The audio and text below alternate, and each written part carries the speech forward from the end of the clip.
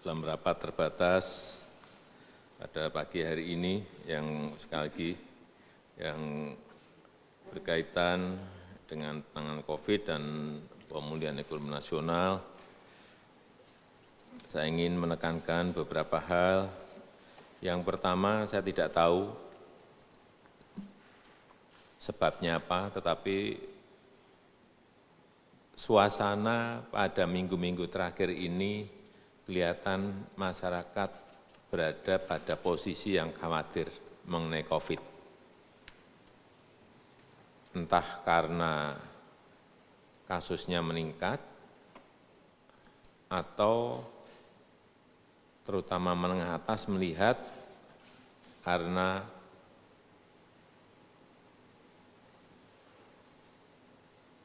orang yang tidak taat pada protokol kesehatan tidak semakin sedikit tetapi semakin banyak.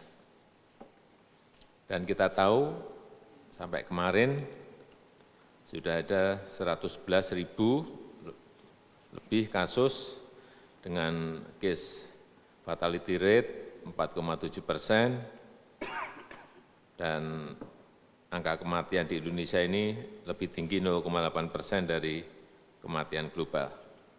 Ini saya kira yang menjadi PR besar kita bersama. Selain itu juga case recovery rate di negara kita, data terakhir adalah 61,9.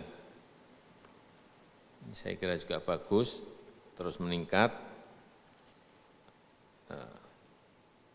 angkanya. Oleh sebab itu pada kesempatan yang baik ini saya ingin agar yang namanya protokol kesehatan, perubahan perilaku di masyarakat betul-betul menjadi perhatian kita. Saya ingin fokus saja, seperti yang saya sampaikan yang lalu, mungkin dalam 2 minggu ini kita fokus kampanye mengenai pakai masker. Nanti 2 minggu berikut kampanye mengenai jaga jarak atau cuci tangan misalnya. 2 minggu berikut tadi tidak dicampur langsung urusan cuci tangan, urusan jaga jarak, urusan tidak berkerumun, pakai masker. Kalau barengan itu mungkin untuk menengah atas itu bisa ditangkap secara cepat. Tapi yang di bawah ini yang menurut saya memerlukan satu persatu. Dan saya ingin ini melibatkan PKK. Kita coba PKK. Nanti istri Mendagri ini yang nanti saya enggak tahu, tapi kalau ibu-ibu nanti khawatir mengenai masalah COVID ya mungkin kita rem. Tapi kalau ibu-ibu siap, saya kira PKK ini juga sangat efektif untuk door to door urusan masker. Urusan perubahan perilaku ini betul-betul harus kita lakukan dengan komunikasi mungkin di TV dan di medsos dan lain-lain secara masif dalam 2 minggu ini dengan cara-cara yang berbeda.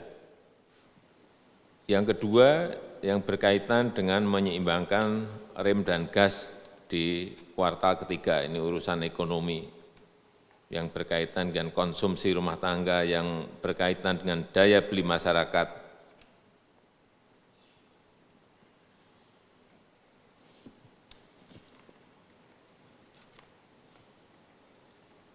Saya melihat memang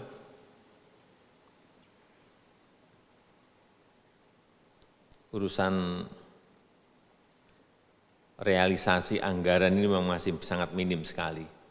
Sekali lagi, dari 695 triliun stimulus untuk penanganan COVID, 695 triliun, baru 20% yang terrealisasi, 141 triliun yang terrealisasi, baru 20% sekali lagi, masih kecil sekali.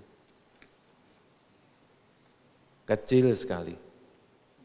Penyerapan yang paling gede itu ada di perlindungan sosial, 39%. Kemudian program UMKM 25%. Hati-hati ini. Yang belum ada DIPA-nya saja masih gede banget. Mungkin 40%-an belum ada DIPA. DIPA aja belum ada gimana? mau realisasi.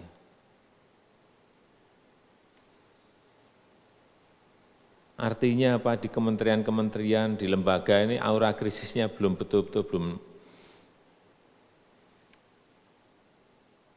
belum, masih sekali lagi kejebak pada pekerjaan harian.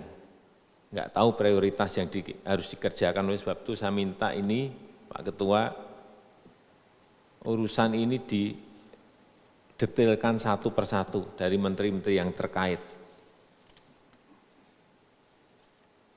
Sehingga manajemen krisis ini kelihatan, lincah, cepat, troubleshooting, smart shortcut, dan hasilnya betul-betul efektif.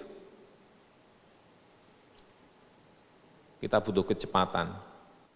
Saya rasa itu sebagai pengantar yang bisa saya sampaikan. Terima kasih.